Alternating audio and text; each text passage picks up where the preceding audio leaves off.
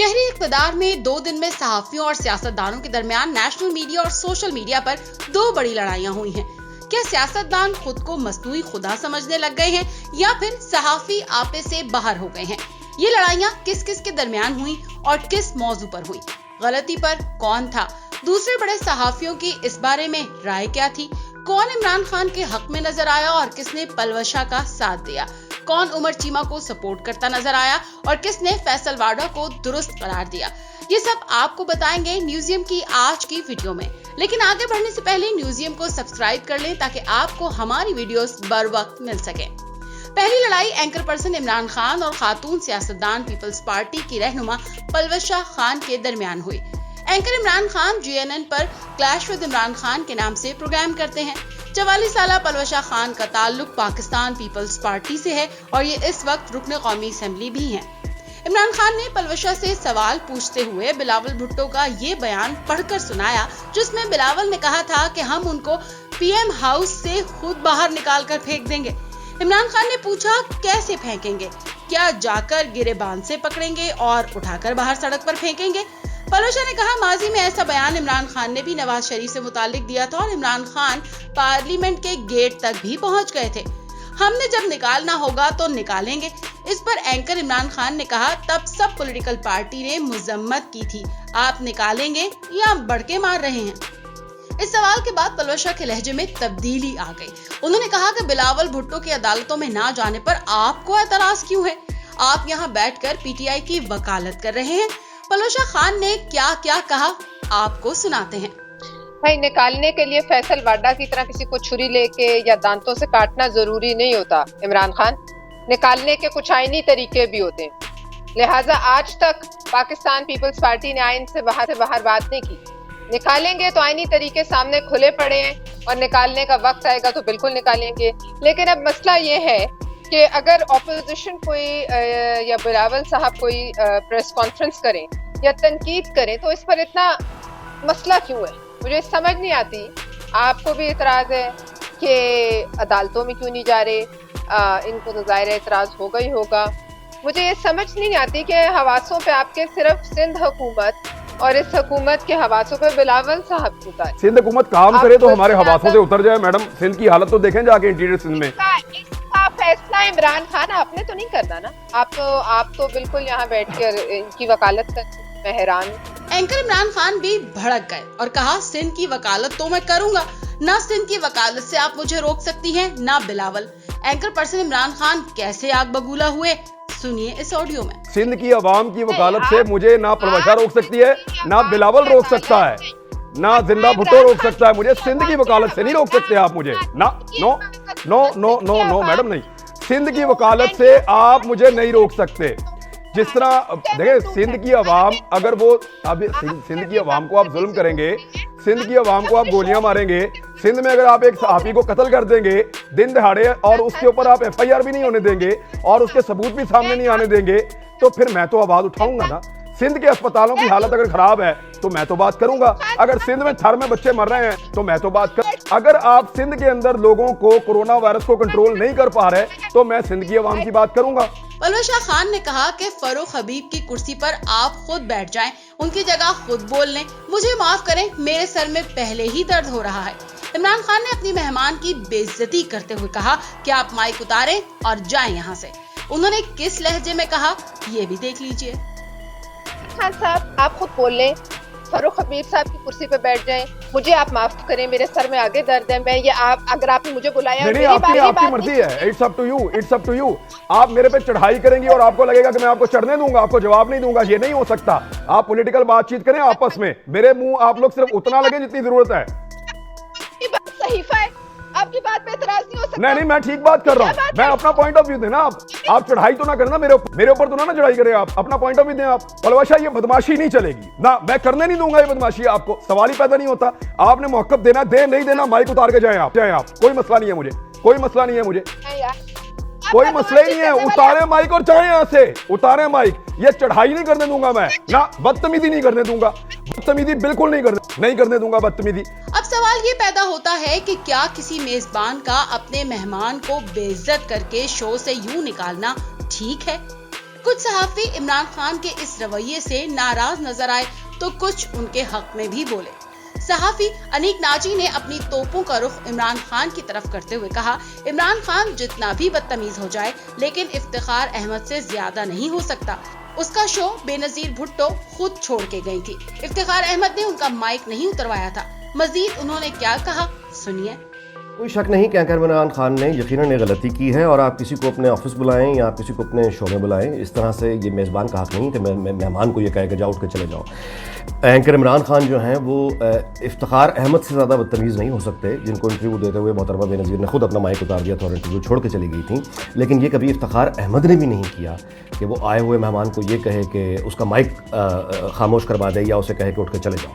ये प्रोफेशनलिज्म नहीं है। सीनियर सहाफी मजहर अब्बास ने ट्वीट की और लिखा, वक्त आ गया है कि सीनियर एंकर्स और सहाफी अपने नौजवान साथियों के साथ बैठकर सहाफत के मयार को बेहतर बनाने के तरीकों और जराए पर तबादला ख्याल करें।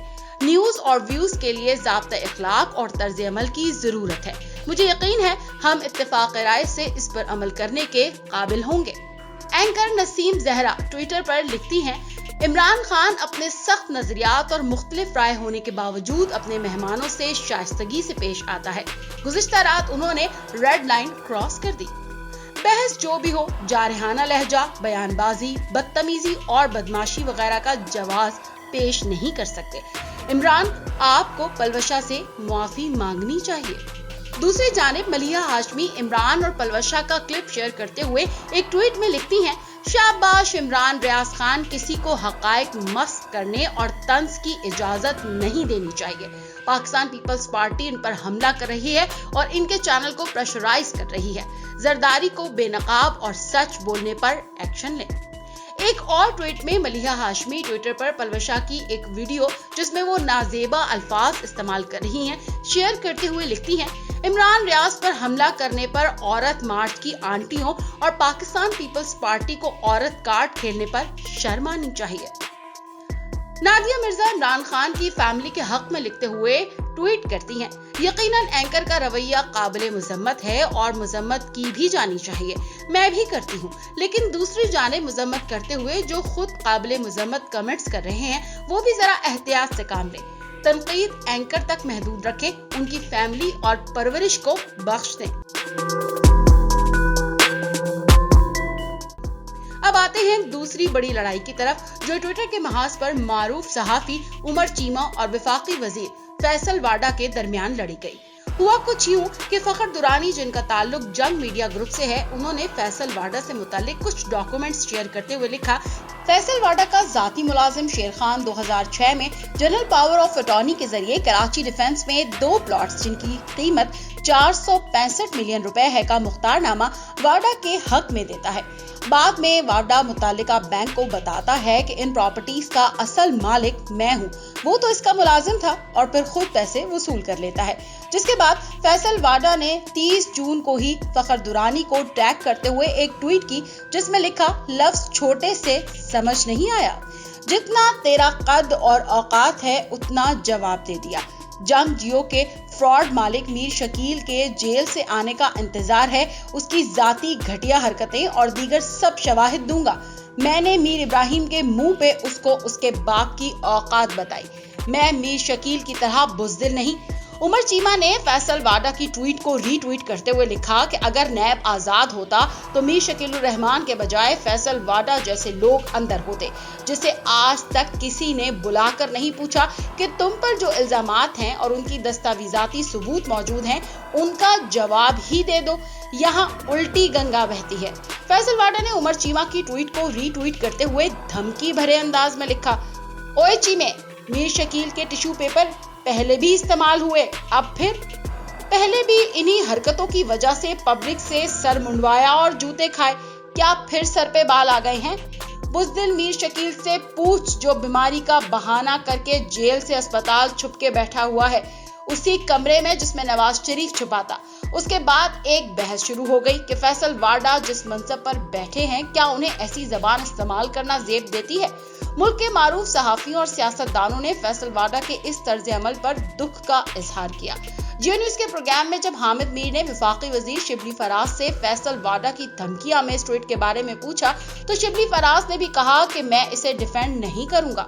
फैसल वाडा की इन ट्वीट्स को शेयर करते हुए एंकर अमीर अब्बास लिखते हैं कि ये जबान वाडा साहब ट्विटर पर सहाफियों से मुतल्लिक इस्तेमाल कर रहे हैं। किसी सहाफी से इख्तिलाफ और उसका इजहार आपका हक है, लेकिन वजीर यानी हुकूमत होते हुए इतनी अदम बर्दाश्त और ये लबो लहजा सियासत और सहाफत के दरमियान भरम और एहतराम को कहीं का नहीं छोड़ेगा। एंकर अलीना फारूक शेख कहती हैं कि फैसल वाडा के जाती हमलों और गलत जबान पर इंतहाई मायूसी हुई। इमरान खान ने मुआशरे के तमाम तबकात के लिए एहतसाब और इंसाफ पर जोर दिया। आपके वजीर अपने वाज़े अल्फाज की खिलाफ वर्जी कर रहे हैं और आप इसकी इजाजत दे रहे हैं। सीनियर सहाफी और कॉलम निगार अम्मार मसूद, जो पहले ही नून लीग के हामी और पीटीआई के मुखालिफ समझे जाते हैं, लिखते हैं करप्शन के खिलाफ नारे लगाने वाले जब खुद अपनी जायदादों का हिसाब नहीं दे सकते तो गालम गलोच पर उतर आते हैं। इनसे सवाल करना हर सहाफी का हक है। आज नहीं तो कल इन्हें इन सवालों का जवाब देना होगा।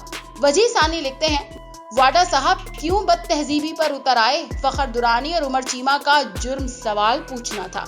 पाकिस्तान पीपल्स पार्टी के सेनेटर मुस्तफा नवाज फैसल वाडा को रीट्वीट करते हुए लिखते हैं फैसल भाई, रब से दुआ करनी चाहिए कि किसी पर भी बुरा वक्त ना आए और ना ही किसी की बेबसी का मजाक उड़ाना चाहिए।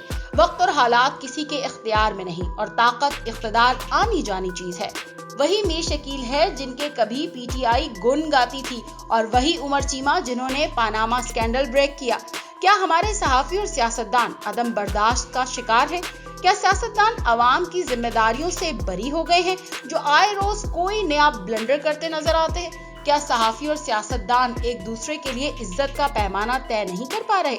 अगर ये सभी होता रहेगा तो अवाम के मसाइल को कौन सुनेगा और कौन समझेगा? इन दोनों लड़ाइयों में कौन दुरुस्त था, कौन गलती पर था? अपनी राय का इजहार कमेंट सेक्शन में करें।